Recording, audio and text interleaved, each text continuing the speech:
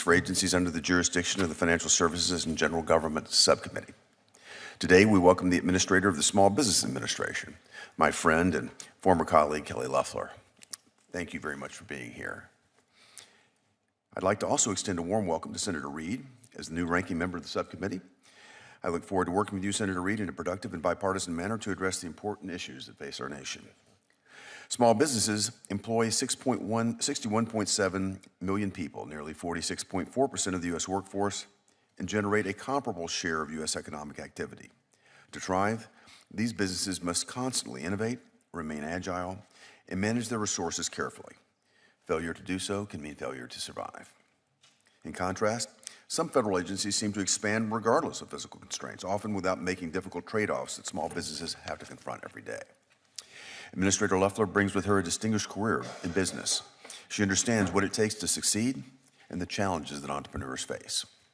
I trust she'll apply her vast experience to ensure the SBA operates efficiently and uses taxpayer dollars wisely.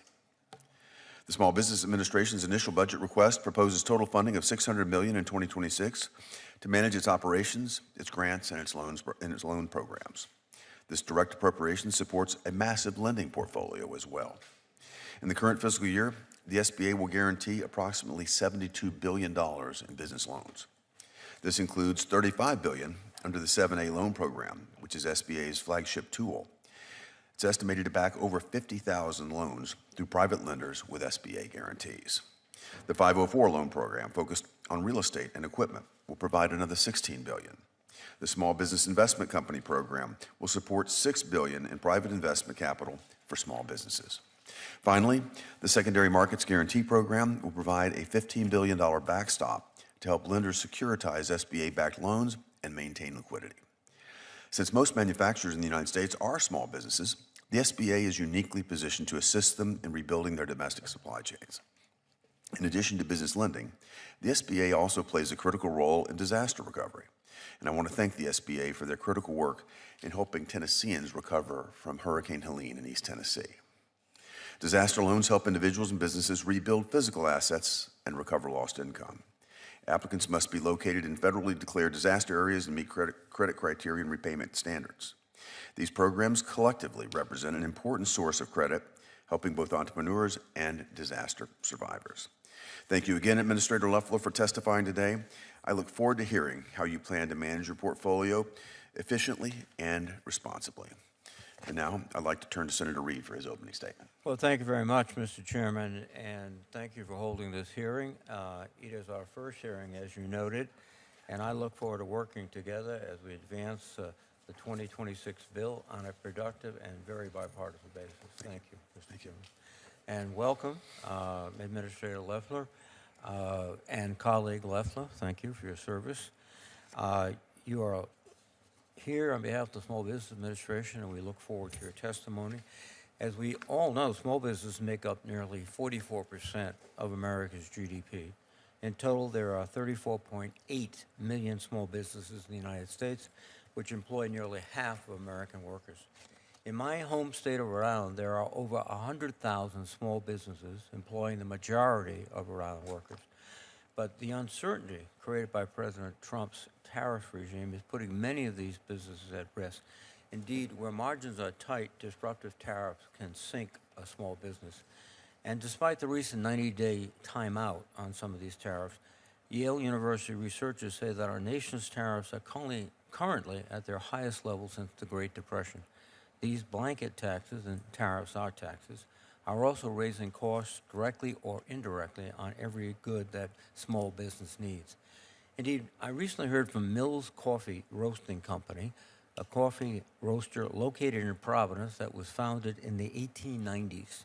The president's blanket 10% tariff will increase Mills Coffee's cost by around $400,000 this year. That's a big number for small business.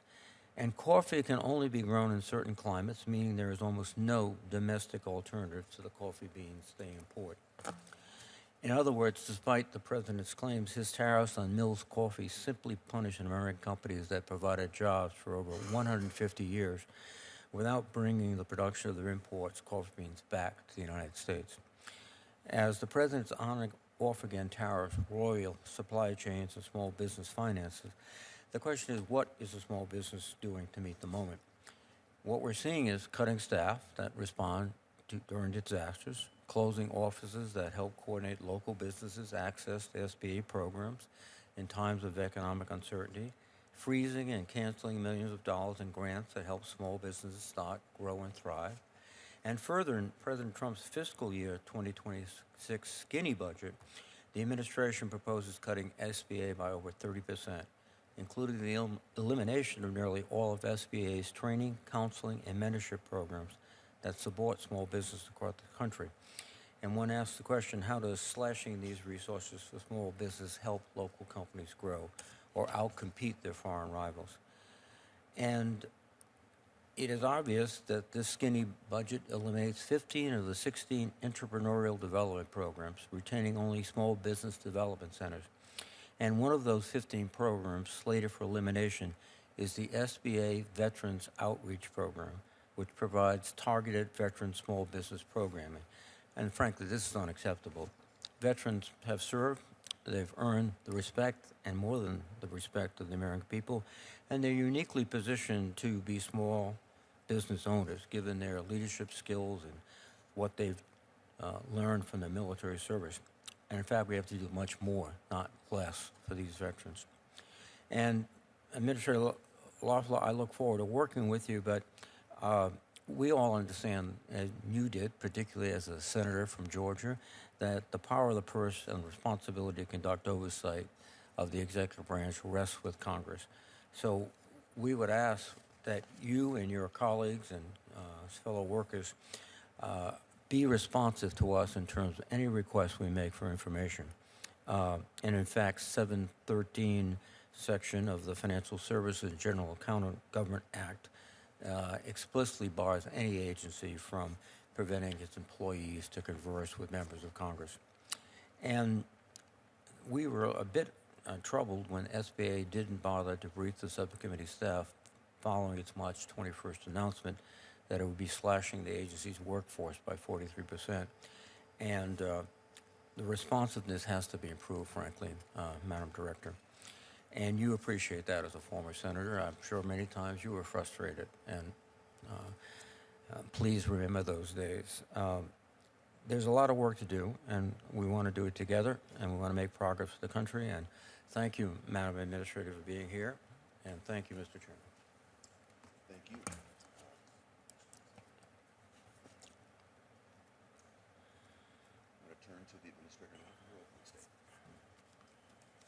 I'm going to turn to the Administrator now for her opening statement. Thank you, Chairman and Ranking Member Reed and Chairman Haggerty. Certainly my thoughts are with Tennesseans as they endure the fallout from this crisis. The SBA will be on the ground with them.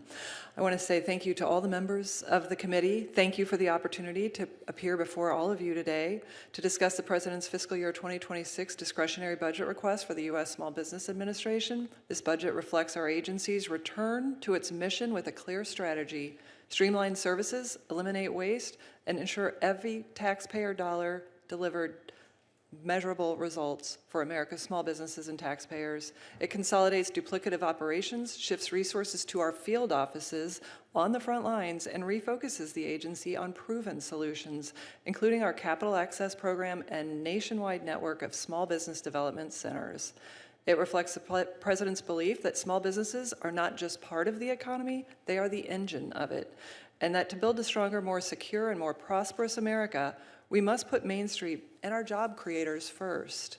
I'm pleased to report that under President Trump's leadership and through the reforms we've implemented at the SBA, that's exactly what's happening. Main Street is making a historic comeback. Since January, President Trump has cut core inflation to its lowest level since 2021. He's secured over $10 trillion in private sector investment, and he's delivered 500,000 new jobs while deregulating after the last 4 years of massive bureaucratic expansion of the regulatory state. He's brought dozens of countries, including China, back to the negotiating table for fair trade deals. Job creators and workers once again know that they have a seat at the table, and they know this administration has their back.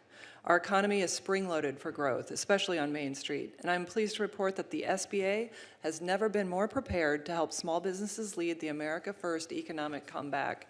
Since January 20th, we've undertaken a sweeping overhaul of the agency to refocus it on its statutory mission of supporting small business and fueling economic growth through free enterprise.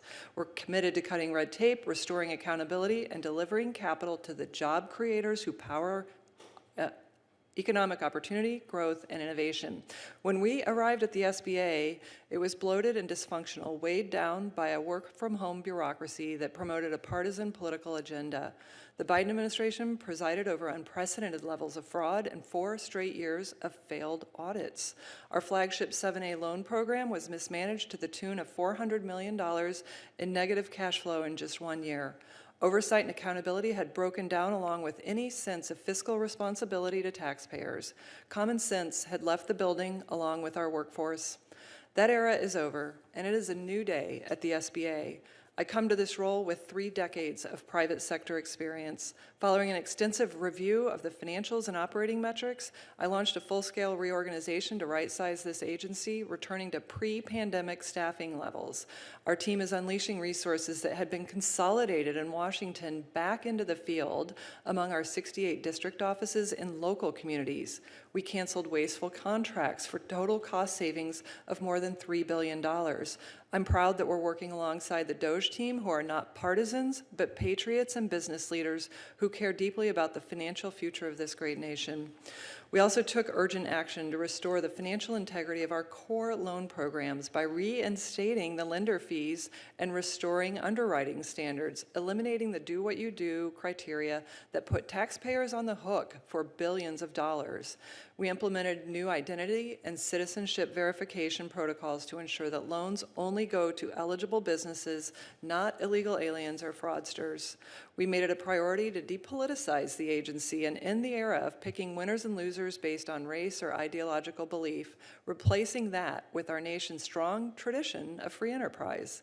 We eliminated DEI mandates, terminated the Green Lender Initiative, and withdrew SBA from voter registration schemes. We began relocating SBA offices out of sanctuary cities that refuse to enforce federal immigration law.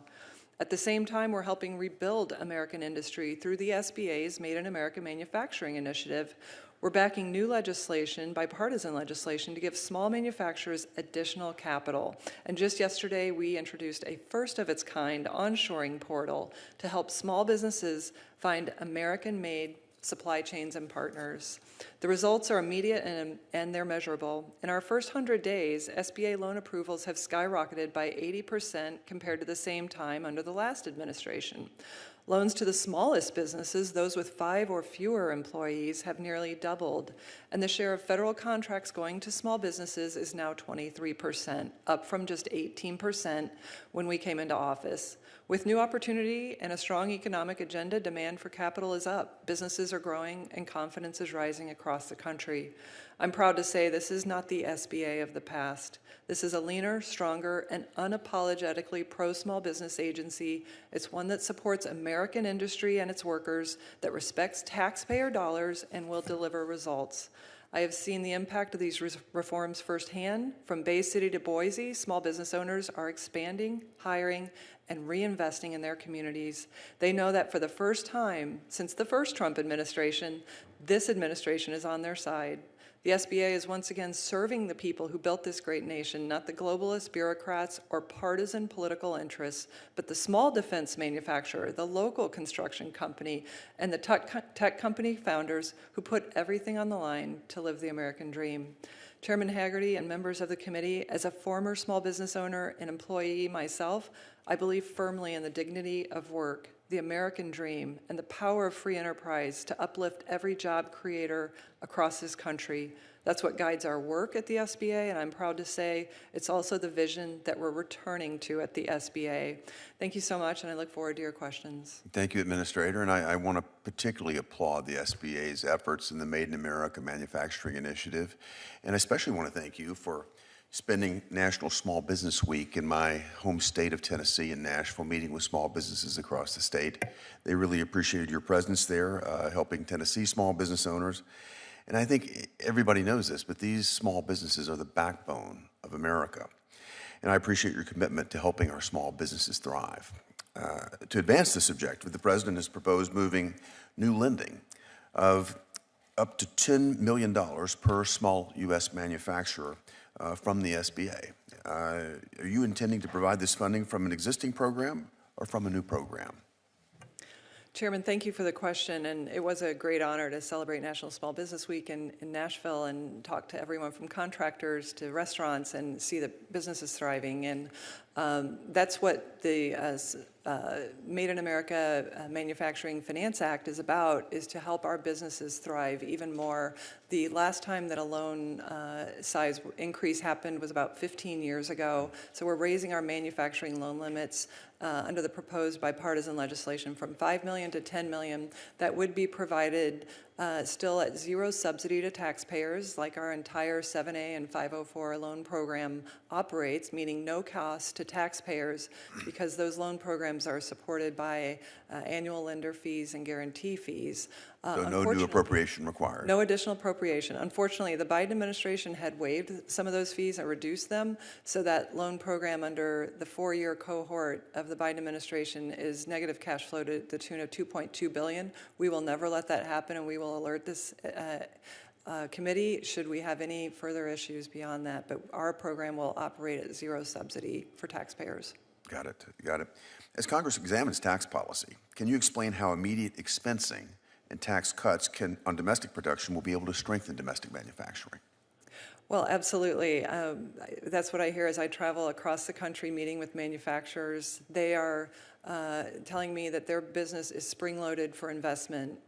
These tax cuts are absolutely critical to not just manufacturers, but to all small businesses who want to invest that next dollar, but have the uncertainty that the tax bill still has not been passed. So small businesses are telling me they need that tax bill more than anything.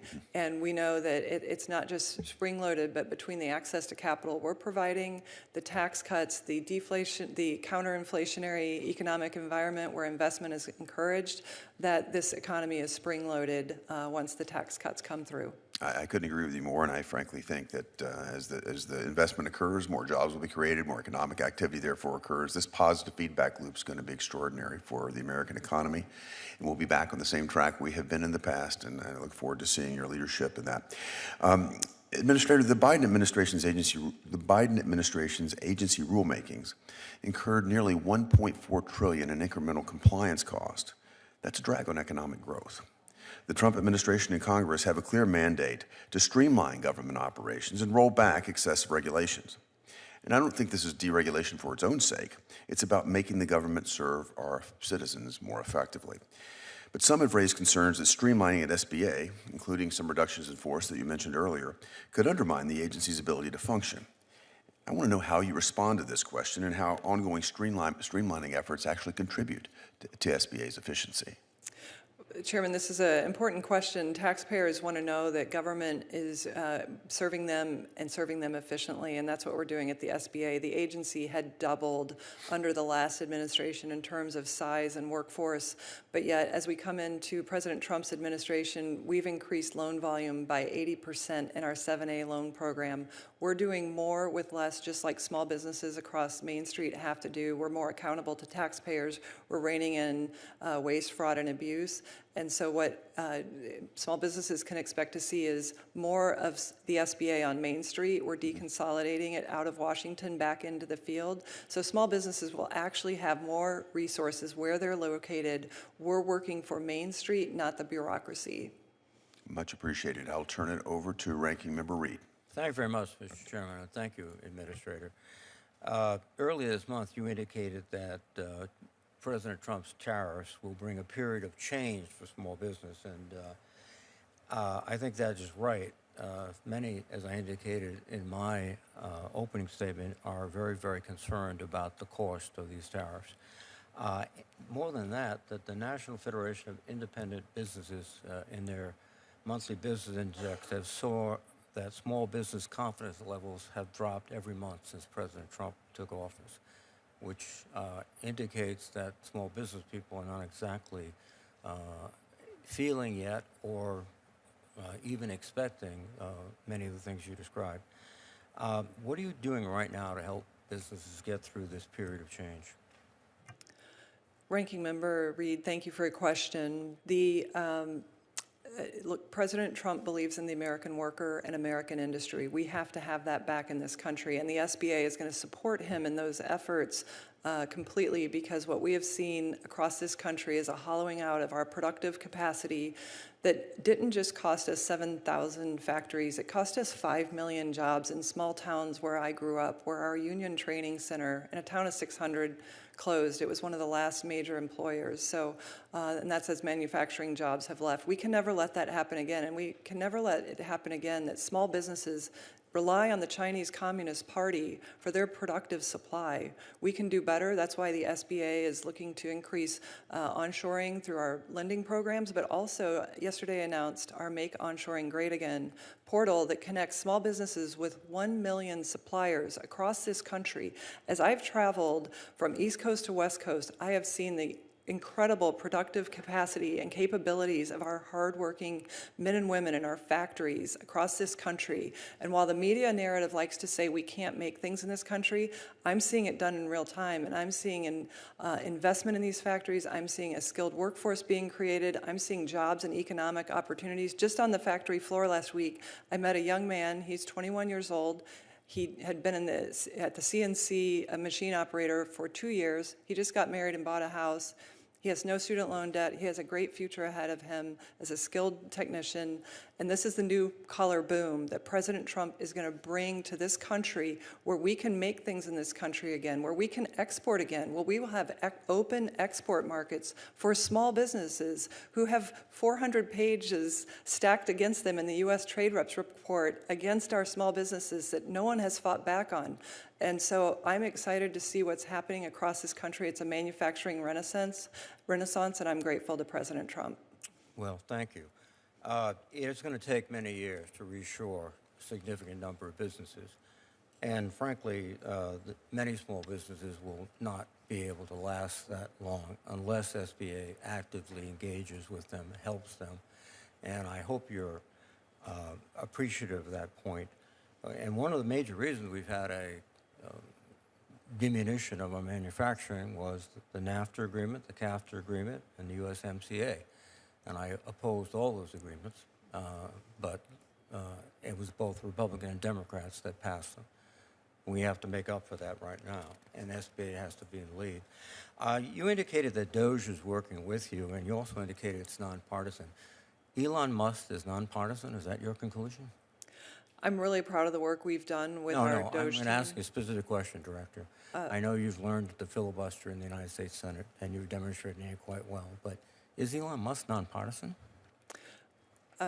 Look, our DOGE team is a group of young men who are supporting our efforts, and I call the shots at the SBA. I'm the one calling the shots at the SBA, and I appreciate the support I've gotten in terms of some of the quantitative work that I wanted done in analyzing the financial and operational metrics, and I have made all those decisions, and they're based on the business skills I learned over 3 decades.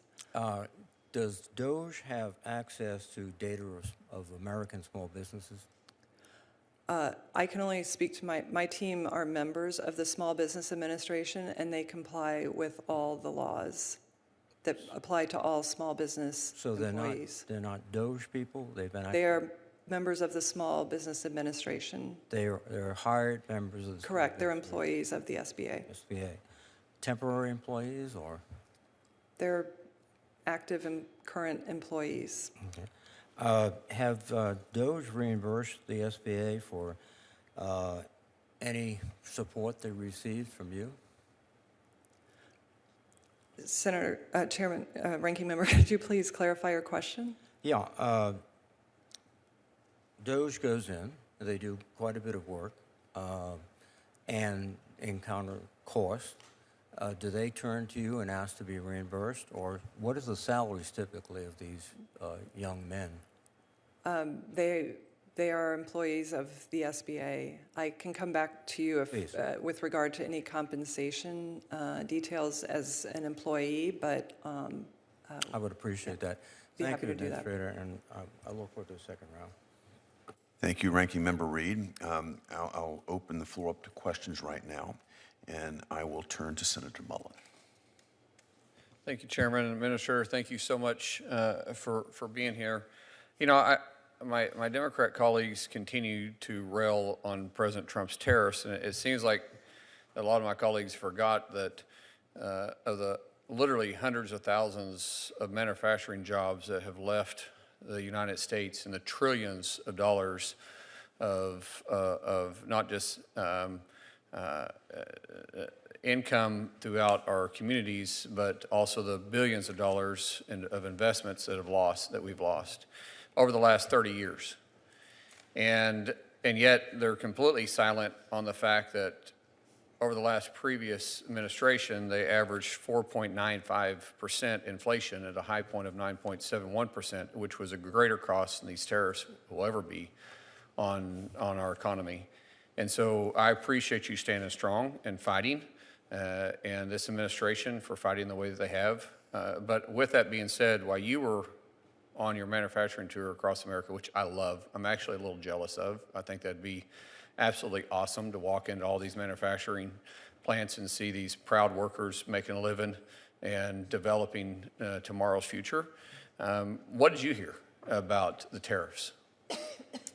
Senator, first of all, it is such an honor to work for the SBA in terms of supporting the manufacturing initiatives, because you're exactly right. As we walk onto factory floors and we see the pride in American made, we see the American flag hanging in that factory, we're talking to apprentices coming in to manufacturing.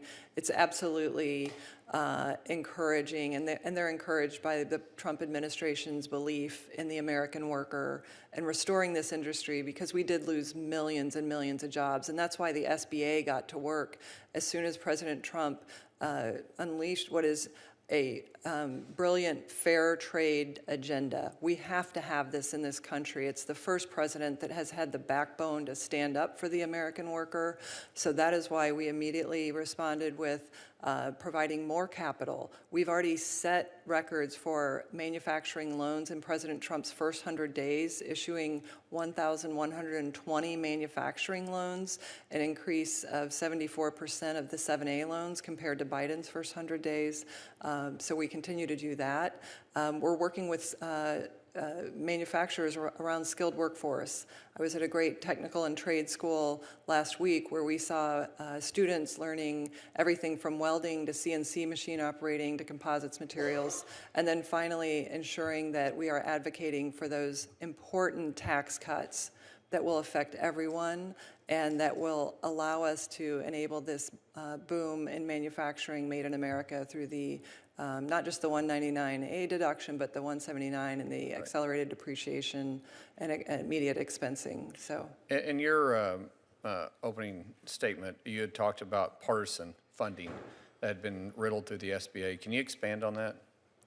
Senator, what we found was an agency that was almost aimed at social engineering through its loan programs. We saw DEI programs that crowded out our veterans programs for small business, statutory goals in contracting. We saw the use of trying to expand loan limits for Green New Deal companies, which are obviously a scam, and we ended that. We saw lending companies giving licenses so that they could do DEI-based lending. We recently reformed that, announcing that Community Advantage SBLCs licenses would be rescinded if they didn't meet capital requirements. These are mission-based, nonprofit, undercapitalized groups such as the Black Investment Fund, the Progress Fund, the People's Fund, and we saw some of their delinquencies as high as 30% when our portfolio runs at roughly 3%, including those terrible data points. So we're really reining that in for the benefit of small businesses who qualify all across this country and to make sure they don't disadvantage or advantage anyone unequally. You're starting to actually have loans based on merit, not based on Yes. political ideas? Yeah, That's great that you're finally getting politics out of the SBA. That's where it should be. and that's why the loans are growing. That's why the lenders are coming back to the program. They trust that these are fair and qualified loans.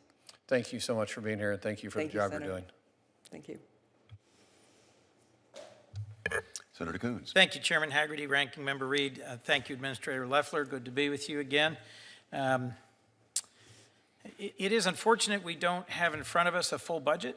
That's the case of all the appropriations subcommittees on which I serve.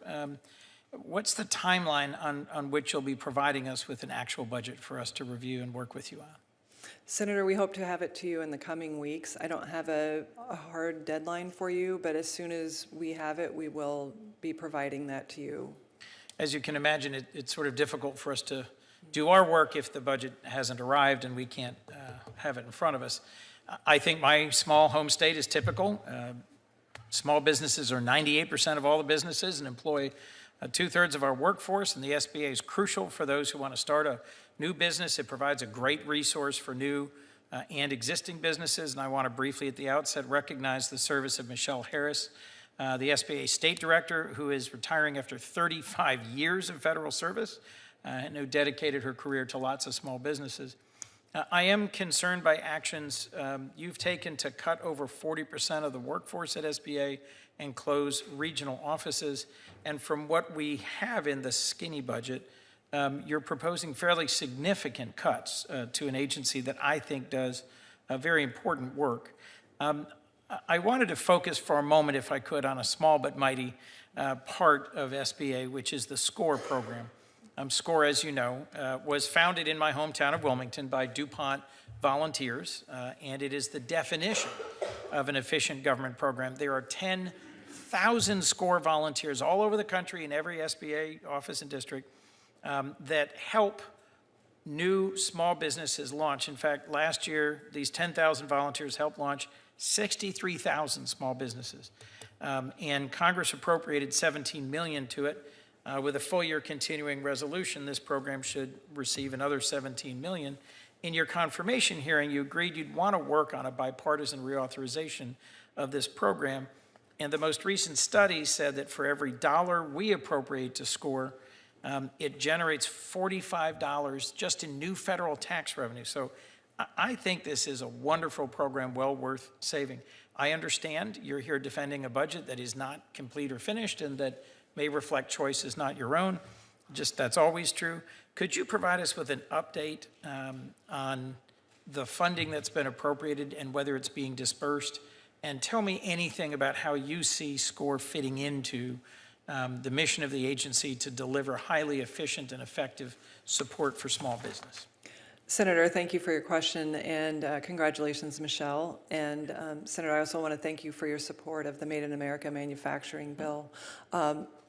Look, as I've traveled across the country and done dozens of roundtables with our resource partners that provide technical assistance, be it SCORE, Women's Business Centers, our small business development centers, and others, I've seen a fair amount of confusion by small businesses about who they should be working with. And within the budget constraints, it's important that we unify and streamline this agency so that small businesses have the benefit of going direct to the agency, which we have 1,000 small business development centers that operate across the country that provide direct access to our resource partners as well as direct access to our lenders and the SBA. And so those SBDCs are critical in delivering those services to our small businesses.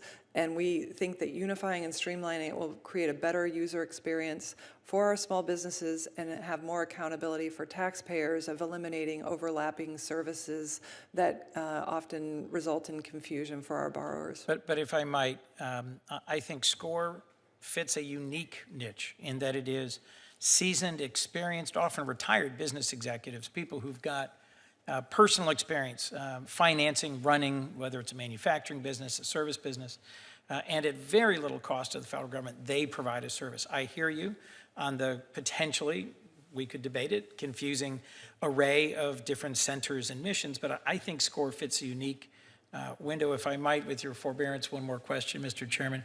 We also discussed during your confirmation hearing the SBIR program.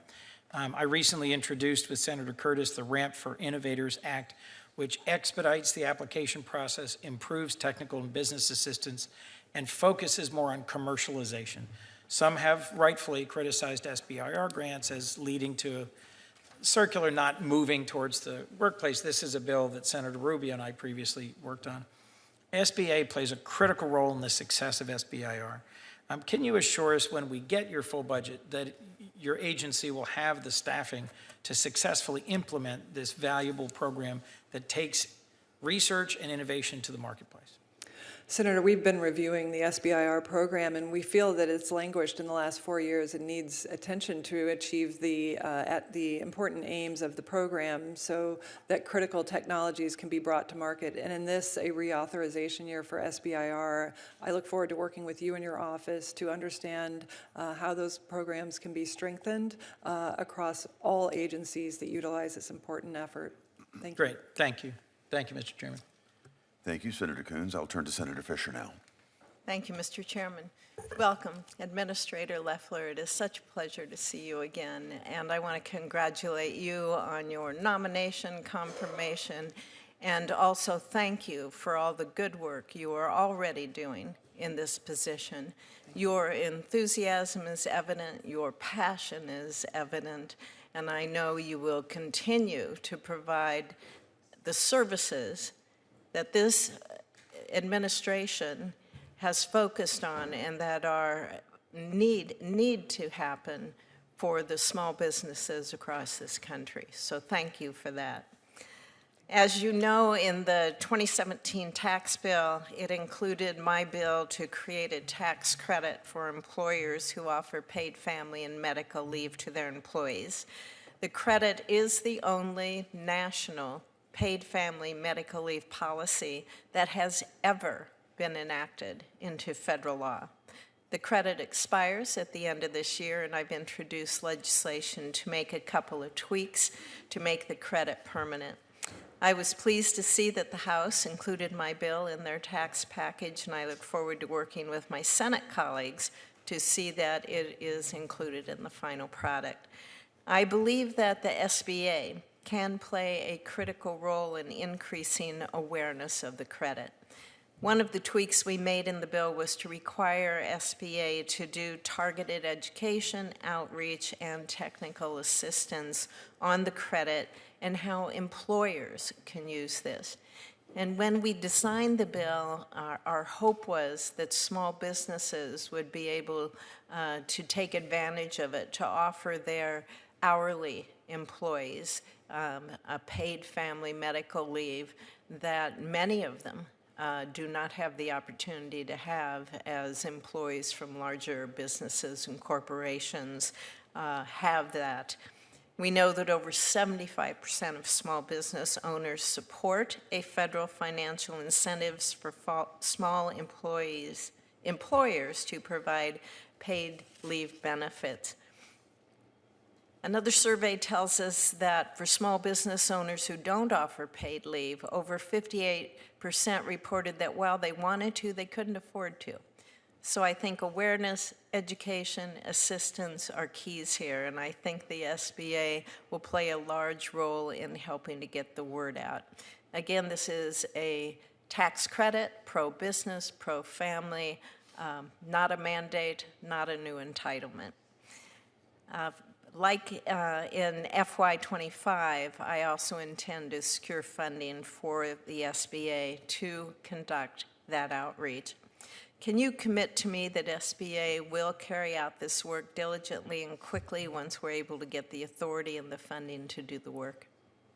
Well, Senator, thank you for your leadership in this important area, and you brought it to my attention during my confirmation process, so I'm pleased to hear that it's progressed, and it's timely because we at the SBA have refocused on our field organization in our 68 regional offices, and as you just heard, our 1,000 small business development centers that would be an excellent conduit to support awareness and implementation and support. It's one more reason that this tax bill is so critical to small businesses across this country. So I look forward to learning more about that with you and your team, and welcome the conversation. Thank you. Earlier this year, I joined with my Alaska colleagues, Senator Sullivan and Murkowski, in sending you a letter requesting the SBA issue guidance on SBA's contract program, 8A contract program, clarifying that the recent executive order that eliminates DEI programs does not impact contracting with Native-owned companies. And I appreciate your response that we have gotten guaranteeing that tribes will not be impacted by that executive order. It is important that we provide support to and for our Native-owned companies through the 8A contract program, including conducting outreach through the Office of Native American Affairs. As we look at this program, first of all, will you commit to continuing to work with me on ensuring that SBA tribal efforts are protected, but also to be able to stress the importance of this program in our outreach and support for our Native tribes? Absolutely, Senator. We look forward to talking with you further about this and actually visiting your state to learn more about the key issues there for small businesses and our Native Americans. Thank you. Thank you. We look forward to welcoming you to Nebraska. And once again, good to see you. Thank you. Vice Chair Murray. Thank you very much, Mr. Chairman, for your accommodation. I'm running between several Appropriations committees this afternoon, so I appreciate the opportunity to ask Administrator Loeffler a few questions. Now, first of all, I've been hearing from small businesses in my state about the SBA grants that have been canceled and frozen. One example is you canceled a $2.5 million regional innovation cluster contract in Washington State that would have supported small businesses that were working on carbon capture and utilization and storage. It's not an isolated case, but that is a program that Congress historically funded with strong bipartisan support. I wanted to ask you today, why have you canceled funding for a program that has bipartisan support and really drives small business growth in our emerging sectors? Vice Chair, thank you for the question. Our regional innovation clusters are certainly mechanisms to deliver support, technical assistance to small businesses in various regions based on expertise in that region and the needs of that region.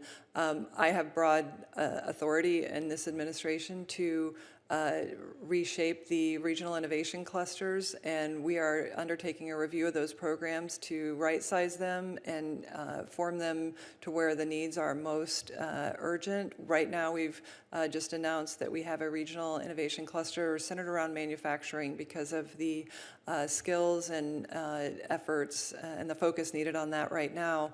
But we intend to continue to pursue these programs based on the regional needs, and we'll be working. I would just say this is a regional need, and I would just ask you to go back and look at that one. Happy to provide you information, but it really is a critical one for our region. I'd be happy to work with your office. Okay, and I wanted to say, I met with some small business owners in Seattle a few weeks ago. One of them runs a coffee shop and imports green tea. And like a lot of small business owners that I'm talking to, and you know, they operate on very thin margins, so the current tariffs are hitting them really hard. We don't grow green tea in the United States. I doubt we ever will. And given that the increased cost imposed by those tariffs could really, he told me, shutter his business, what should they do in this situation? So this period of negotiation, is not one where we don't acknowledge their near-term effects, but for the long term, we want to have a situation. This is a small business; they can't last much longer. Well, what we're focused on is ensuring that we never get in the position again of having unfair trade. And that's what President Trump's fighting for. That's what we're fighting for. We just yesterday put out our Make Onshoring Great Again directory to ensure that small businesses have access to a million suppliers across this country that can offer alternatives to them. But this country doesn't produce green tea, and this small business is not going to last more than a few months. I hear your bigger scheme is that someday this will all pay off. This small business won't be there. I'm just asking you, what are they supposed to do? Are you going to do you have anything drafted? Are you looking at anything that can help these small businesses who are on the verge of closing right now and they can't wait 2, 3, 5, 6 months from now. Well, what the SBA is offering is certainly the capital, the counseling that they need, as well as import and export loan financing to deal with these times of uncertainty. But the uncertainty is going to be short-lived. President Trump already has 75 countries at the negotiating table. We've already cut deals with China and the UK, and there's more to come. And small businesses are benefiting because inflation is down, because we're having $10 trillion of investment that we've never had in this country. We have economic opportunity on the horizon that is really unprecedented. I appreciate that you have an optimistic view. I'm just telling you, having sat down and met with these small businesses, whether it's shutting the regional SBA office or canceling these grants to support our entrepreneurs, or these tariffs that are having impact on, there are small businesses that will not make it based on your optimism. And there are small businesses that are going to be struggling if we don't pass this tax bill too. So small businesses unfortunately bear a lot of headwinds of uncertainty right now, specifically with regard to the tax bill that will affect 100% of all I'm small not here to businesses. talk about the tax bill. I'm talking about our little shop owners that aren't going to make it. Well, small businesses But I obviously appreciate face a your number of response. Thank you. yes. Thank you. Thank you, Vice Chair Murray. Turn to Senator Bozeman now. Thank you. It's great to have you here, Administrator Senator Loeffler. We miss you, but we're very, very proud of the great work that you're doing. And I know that your heart is certainly in this, and you are doing a very, very good job. I guess the first question I'd have is just, as a committee, what tools can we give you in your toolbox? You've been out and about and touring and, you know, trying to figure out the world is very different now than it was a year or so ago. What additional authorities do we need to give you, or how can we help you? Well, Senator, thank you for the question. It is humbling to serve our nation's 34 million small businesses and then to be able to walk their restaurant floors, their showroom floors, their factory floors with them and listen to what their needs are. And their needs are really along the lines of reduced regulation. They've suffered from 4 years of trillions of dollars of burdensome regulation. They almost faced a $4 trillion tax increase if we don't get this tax bill passed, the uncertainty from that.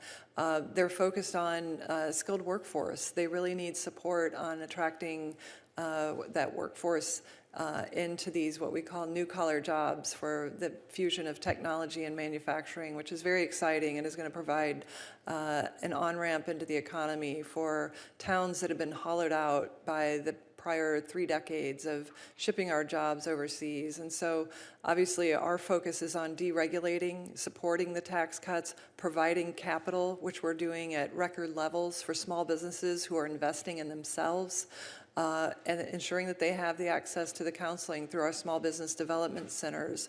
I'm also really pleased with our work to support our veterans who had been virtually left behind during the Biden administration. And so what we are seeing is an opportunity to get the social engineering out of the SBA, get back to Main Street, leave behind the bureaucracy that had been built up over the last 4 years.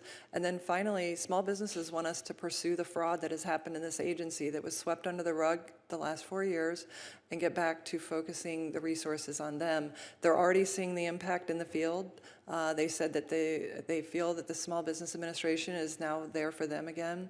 And so, continuing to support our funding and certainly the bipartisan Made in America Manufacturing Finance Act would be tremendous to continue to put America first.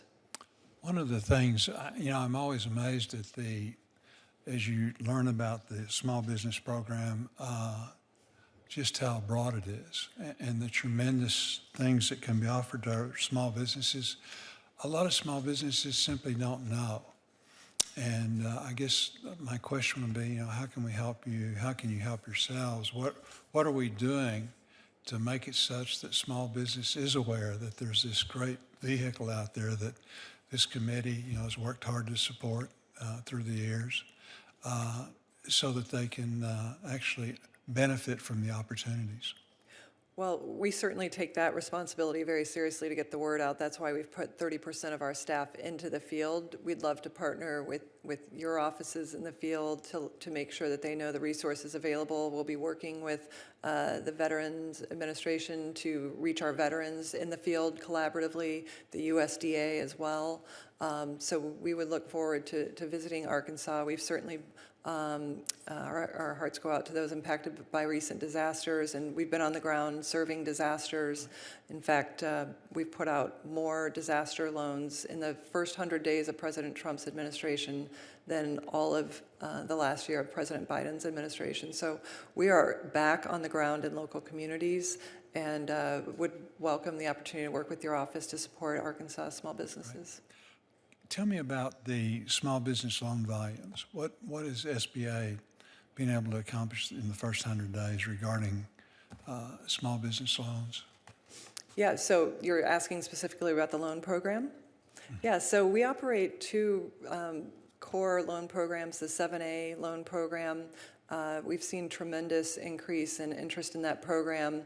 That's largely because we've put the guardrails back on the lending standards. Our lenders were very confused by the rolling back of the guardrails around underwriting during the Biden administration that unfortunately for that 4-year cohort drove a $2.2 billion negative cash flow for a program that should operate at no cost to taxpayers. So we've cleaned up the underwriting standards and tightened that so that all small businesses that qualify have access to that, but that we aren't funding businesses that don't qualify. Our 504 loan program is also one that will benefit from the increase from $5 to $10 million in manufacturing. That's a fixed capital asset program really aimed at restaurants and manufacturers, asset-based businesses. We're probably going to have the second highest year in that loan program in terms of volume. So we see an interest in Main Street businesses, rural communities, investing and growing thanks to President Trump's economic agenda. Thank you. Thank you, Mr. Chairman. Thank you, Senator. I'll call on Senator Van Hollen now.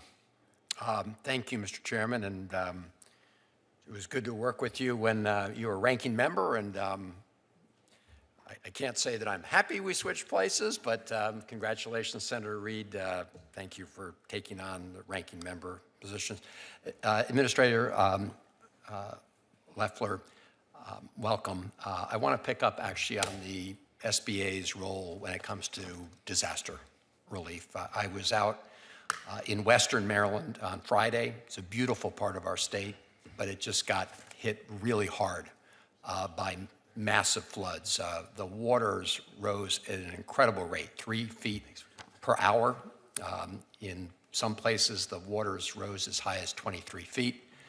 You may have seen some of the images of students at Western Port Elementary School being evacuated by boat. So lots of damage done. I was out there surveying sort of the aftermath. The great news is communities are pulling together. And the emergency responders were doing a great job. But lots of damage to small businesses, to homes, to personal property. I have been concerned to hear Secretary Noem talking about the possible elimination of FEMA. That's a debate for another day and another hearing. And I've been concerned about their talking about not allowing smaller disasters qualify for some of the FEMA declarations and relief, because as you well know, it may be small on the larger scheme of things nationally, but they can be very intense locally, and the losses can be huge relative to the local jurisdictions, towns' ability to handle them. So I just did want to get your reassurance with respect to the SBA disaster loan program. When we had the collapse of the Key Bridge in Baltimore, because that wasn't a natural disaster, that didn't qualify for a FEMA declaration. But the Small Business Administration was there, and I do want to thank all the men and women at the Small Business Administration that played an important role there. And so my question to you today is very straightforward, given what just happened in Western Maryland. Can I get your commitment that you will work with us I think the governor's likely, not final, to make a damage assessment and declaration based on the surveys that they've been doing. And I would just like your assurance that you would work with us to make sure that if it qualifies, if the damage qualifies for the current criteria for SBA damage relief, that we could try to expedite that. Absolutely, Senator.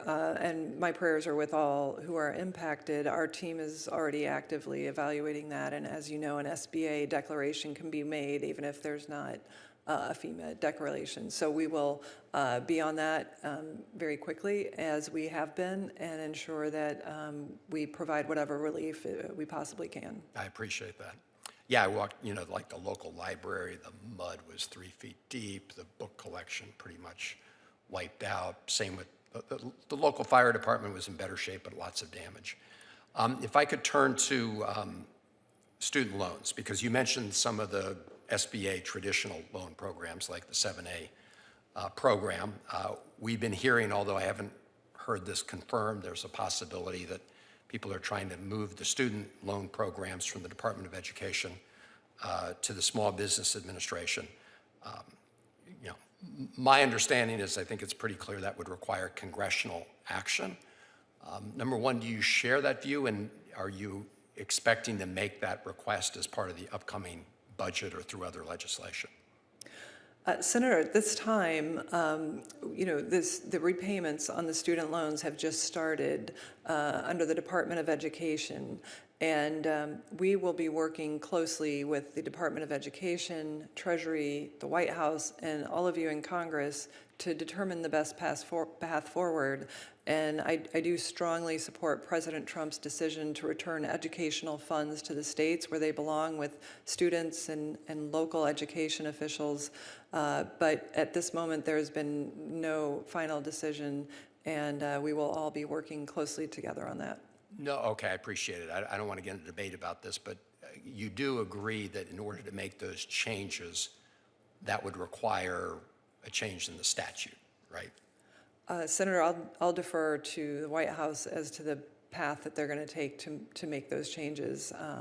At this time, I don't have anything to announce. Okay, and just to make sure I understood your answer correctly, and you're not planning to make those proposed changes as part of the SBA budget request?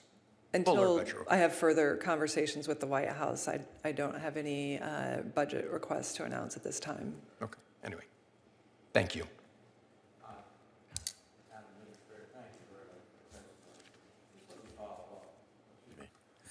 Just let me follow up on Senator Van Hollen. Last March, the President said in the Oval Office, I've decided that the SBA, the Small Business Administration, headed by Kelly Loeffler, a terrific person, will handle all of the student loan portfolio. We have a portfolio that's very large. That's a quote from the President. He is reconsidering this decision now? Senator, what we're focused on is supporting the White House's decisions and ensuring that we're able to take on whatever the President would ask us to do, and we would be working with the Department of Education and with Treasury should such a transition be made. And it's our agency operates a $444 billion loan portfolio that performs very well. It's a public-private partnership through lenders, much like the Department of Education's program is with outsourced servicing and so forth.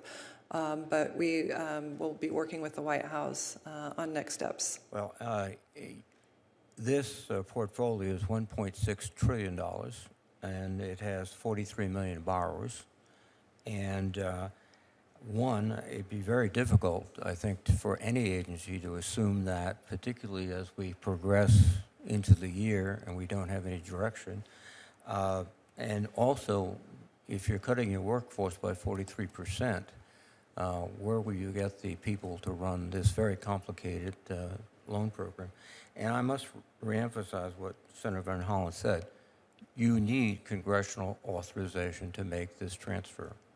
And so if you don't propose it, then it can't be done. And I hope you can communicate that back to the White House. Just let me go one final point here on veterans. You're cutting veterans programs, and It seems to me inappropriate. You're cutting the Veterans Outreach Programs, which include Veterans Business Outreach Centers, the Boots to Business Program, and the Service Disabled Veteran Entrepreneurship Training Program. I think we should be doing more for veterans, not less. So why are you cutting aid to veterans? Ranking Member, I'm glad you asked. There is no stronger champion of veterans than President Trump, and that's why he plussed up the Veterans Administration budget by $5 billion. And as the daughter and granddaughter of veterans, my father actually started a business based on what he learned in the military for trucking. And I'm proud of the work we're doing at SBA to actually grow our veterans outreach. What we had seen was our veterans work had been crowded out by the DEI initiatives. We've rectified that. We're getting the small business contracting targets for veterans met again by reducing arbitrary DEI limits that the Biden administration had put in.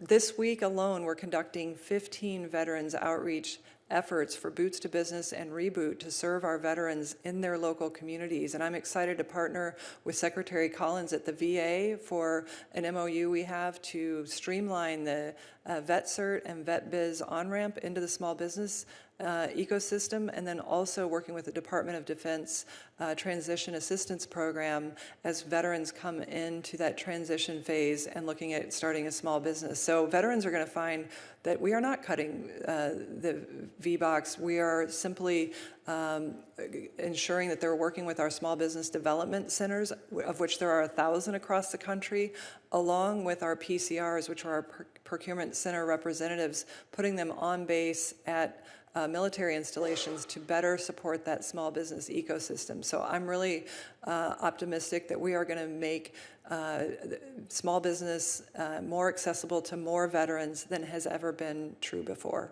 Well, I don't think the numbers are quite as supportive. You are planning to integrate these veterans programs into the SBDCs and providing a $10 million increase this year. Last year, or the last in FY24, the level of congressional funding was $18.5 million. So what you're proposing is a 46% decrease in funding directed to veterans. And the numbers, I don't think, lie. Ranking Member, if you will, that's a floor, that's a $10 million floor minimally that we are putting into VBOX, but also note that we talked about our district outreach at 68 district offices in addition to 1,000 SBDCs. So we have quite a network, and those are already delivering those Boots to Business and Reboot efforts and the outreach on base. So we are going to supercharge the resources that we have and make them front and center for veterans, as opposed to what happened in the last administration where everything was brought back to Washington and the veterans outreach was basically non-existent. There's no stronger champion of veterans than President Trump and myself, and we are going to make sure that we make a difference working alongside Secretary Collins and the Department of Defense. Well, thank you, Madam Administrator. Appreciate your testimony. Thank you, Sarah. Thank you, Madam Administrator, for appearing before our subcommittee today. Our members will have 1 week to submit questions for the record. Due May 28th, I would appreciate it if your office could respond to those questions as soon as possible. With that, this subcommittee is adjourned.